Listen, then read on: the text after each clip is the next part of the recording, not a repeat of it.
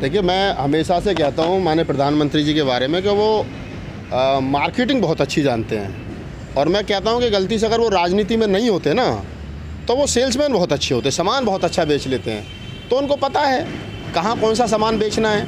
उनको मालूम है कि देश में तो वो राम राज्य स्थापित करना चाह रहे हैं, देश में तो वो हिंदुत्व की बात कर रहे हैं, देश में तो वो हिंदू राष्ट्र बनाना चाह रहे हैं। यहाँ तो वो गैर संवैधानिक भाषा का इस्तेमाल करते हैं उनकी पार्टी के तमाम बड़े नेता या उनके जो संगठनों के और बड़े नेता हैं। लेकिन उनको पता है कि जिस राम की बात या जिन अन्य देवी देवताओं की बात, वो जिस हिंदू राष्ट्र की बात वो भारत में करते हैं, अगर उसी बात की बात उन्हीं सारे लोगों की बात जा करके जापान में करेंगे तो जापान में तो कुछ सुनने वाला है नहीं।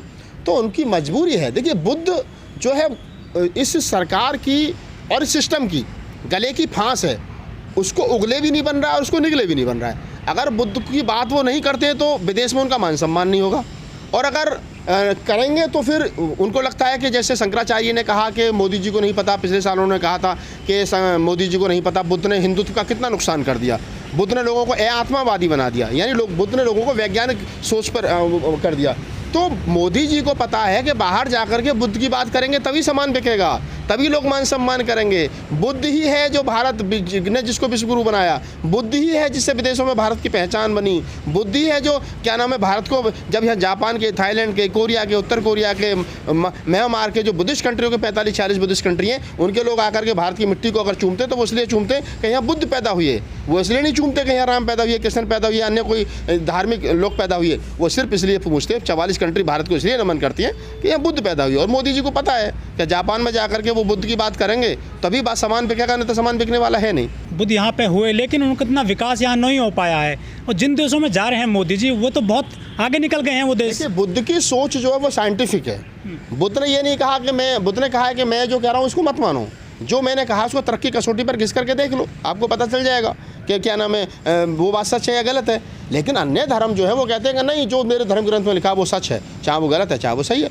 तो बुद्ध ने आपको सोचने की, सवाल करने की, बुद्ध ने आपको विवेक बनाया, बुद्ध ने आपको मुखर बनाया। बुद्ध आपके विकास, दिमाग के विकास को खोलते हैं, बुद्ध आपको दूर तक सोचने की बात कहते हैं। तो बुद्ध जो है वो आदमी आपका विजन बड़ा करते हैं। अन्य धर्म जो है वो वैसा नहीं करते हैं। तो भारत के अंदर क्या है कि जब यहाँ के लोगों को ये लगा कि बुद्ध जो है कहीं ना कहीं उनकी जो रोजी रोटी है उसमें रुकावट पैदा कर रहा है। बुद्ध धर्म जो है, बुद्ध का धर्म जो है, बुद्ध का विचार जो है, बुद्ध का सील जो है, बुद्ध ने कहा कि आप वो अपना दीपक स्वयं बनो, किसी की ज़रूरत ही नहीं है। लेकिन यहाँ सिस्टम चल रहा है कि पंडित जी को हाथ दिखाओ, दक्षिणा दो, मंदिर में जाओ, जल चढ़ाओ, ये करो वो करो। तो बुद्ध सिस्टम में रुकावट बनता है। जब बुद्ध सिस्टम में रुकावट बन रहे हैं तो उनको बुद्ध से नफरत है। बुद्ध से नफरत है तो बुद्ध यहाँ से बुद्धों के साथ मारकाट हुई। ब्रदरथ के बाद में पुष्यमित्र शुंग ने जो हंगामा किया, आज लोग कह रहे हैं कि मंदिर तोड़ करके मस्जिद बनाएगी। लेकिन हमारे जैसे लोग तो ये भी कहते हैं कि 84,000 बुद्ध के यहाँ पर शिलालेख थे या बुद्ध के मंदिर थे, उन मंदिरों को तोड़ करके क्या मंदिर बनाया गया, क्या मस्जिद बनाई गई, क्या राम का मंदिर बना, क्या कृष्ण का मंदिर बना, क्या अन्य किसी देवी देवता का मंदिर बना, वो भी सवाल, वो भी विचारणीय प्रश्न है। लेकिन हम वो सवाल नहीं कर रहे हैं। हम कह रहे हैं कि ठीक है, आप अब यहाँ पर एक विचार को थोपने की कोशिश भारत में की जा रही है, हिंदू राष्ट्र बनाने की कोशिश की जा रही है, और तो बहुत सारी तमाम बात हो रही है। लेकिन मोदी जी, जैसा मैंने कहा कि अगर वो राजनीति में नहीं होते तो सेल्समैन बहुत अच्छे होते। तो मोदी जी अगर विदेश में जाकर के बुद्ध की बात इसलिए कर रहे हैं, उन्हें पता है कि बुद्ध के बिना गुजारा होने वाला है नहीं। अंतर्राष्ट्रीय स्तर पर जो है मोदी जी और योगी जी प्रतिमा देते हैं, मूर्ति देते हैं बुद्ध की, लेकिन देश में राम के नाम पर राजनीति करते हैं। ये दो तरह की लाइफ कैसे जी रहे हैं? यही तो है। यही हमारे देश के लोगों को सोचना चाहिए, समझना चाहिए, सीखना चाहिए कि मोदी जी क्या कर रहे हैं। उनको पता है कि असली माल तो वो विदेश में जाकर के बेच रहे हैं, और जो भारत में बेच रहे हैं वो असली माल नहीं है, देसी की वही है जो विदेश में बोल रहे हैं। मोदी जी को भी पता है कि बाहर जाने के बाद में जो आप कह रहे हो जिस प्रकार से कि वो देश के अंदर आकर के राम की बात कर रहे हैं, बाहर जाकर के बुद्ध की बात कर रहे हैं, तो उनको पता है ना कि बुद्ध जो है वो बुद्ध प्योर सोना है, बुद्ध में कोई मिलावट नहीं है। और बाकी हम किसी की बात कर लें उनमें सब में मिलावट है, उन पर कोई विश्वास नहीं करता है। बुद्ध के ऊपर, बुद्ध से कोई असहमत हो सकता है लेकिन कोई बुद्ध को कोई गाली नहीं देगा, बुद्ध की मूर्ति नहीं तोड़ेगा कोई, बुद्ध के विचार से असहमत हो सकता है। और वही लोग ऐसे असहमत होंगे कि जिनको बुद्ध का ज्ञान नहीं, लेकिन जब बुद्ध का ज्ञान हो जाएगा तो वो बुद्ध को कहते हैं नहीं, बुद्ध ने सही कहा। बुद्ध ने 2500 साल पहले जो बात कही वो आज सही उतरती है। बड़े आइंस्टीन जैसे वैज्ञानिक कहते हैं कि क्या नाम है, अगर कहीं साइंस रुक जाए तो बुद्ध को पढ़ ले, पता चल जाएगा कि आपको वहाँ से आगे का रास्ता बुद्ध दिखा देगा।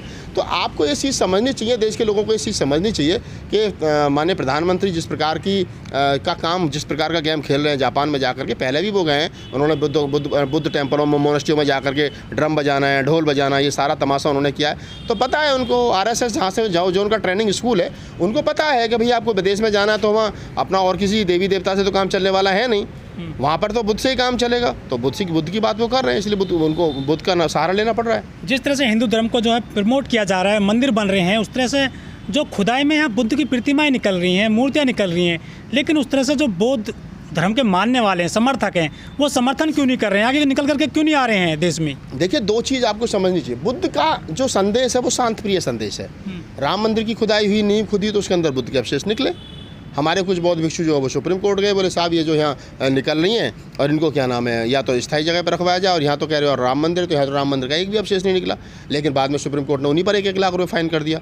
तो आप समझिए इस सारी चीज़ को कि शासन प्रशासन जो उनकी गिरफ्त में है, जब शासन प्रशासन उनकी गिरफ्त में, राम मंदिर के डिसीजन देने वाला जो जज है गोगोई, उसको अगले दिन राज्यसभा की सदस्यता दिलवा दी जाती है। तो आप समझिए ना ये सिस्टम जा कहाँ रहा है। और हमारे जो ये बुद्धिस्ट लोग हैं, चाहे वो अम्बेडकरवादी बुद्धिस्ट हैं, चाहे ट्रेडिशनल बुद्धिस्ट हैं, चाहे और अन्य लोग हैं, हम 5 यान हैं, भूत हीनयान, महायान, वज्रयान, तंत्रयान और बुद्धयान, हम 5 यान के 63 निकायों के लोग पूरे विश्व भर में रहते हैं। बुद्ध को इतने प्रकार से लोग मानते हैं, तो उनमें सब में कहीं ना कहीं यूनिटी है। और मैं तो देश के लोगों से एक बात कहता हूँ खास तौर से कि जिस दिन आप ये अपने आप को बुद्धिस्ट में कन्वर्ट कर लोगे, जिस दिन हमारा जो बाबा साहब डॉक्टर अम्बेडकर के फॉलोवर्स हैं, या कबीर के, नानक के, रैदास के, फूले के, जो जिसको मानता है वो अपने आप को बुद्धिस्ट में कन्वर्ट कर लेगा। यानी मैं धर्मांतरण तो उसको नहीं कहूँगा, लेकिन कहूँगा कि हाँ, अगर आप अपने पुराने घर में वापस आ जाओगे, जो आपके पूर्वजों का धर्म था उसमें वापस आ जाओगे, तो आपकी यूनिटी बनेगी, आपकी संख्या बढ़ेगी। अभी पूरे देश भर में घोषित अघोषित लगा लूँ तो 2 करोड़ बौद्ध हैं। बाबा साहब डॉक्टर अम्बेडकर ने 14 अक्टूबर 1956 को धर्मांतरण किया 7 लाख लोगों के साथ में। उसके बाद में हल्की सी चाबी जो है वो मिली, और आज आप देखेंगे तो करीब 2 करोड़ के आसपास लोग बौद्ध हैं, घोषित और अघोषित दोनों को मिला दिया जाए तो बौद्धों की संख्या उतनी नहीं है। जबकि बुद्ध भारत में पैदा हुए, क्यों नहीं है वो आप सबको पता है, क्योंकि हम लोग यहाँ भाग्यवादी हो गए, भगवानवादी हो गए, ईश्वरवादी हो गए, और उसका फ़ायदा जो है कहीं ना कहीं वो 3% ब्राह्मण उठाता है, उनको ज़रूरत है। क्या आपको भी लगता है कि जब तक सरकार नहीं चाहेगी बुद्ध का विस्तार यहाँ नहीं हो सकता, बौद्ध धर्म का, बौद्धिस्टों का, जिस तरह से राम को साथ लेकर चल रही है हमारे यहाँ की सरकारें?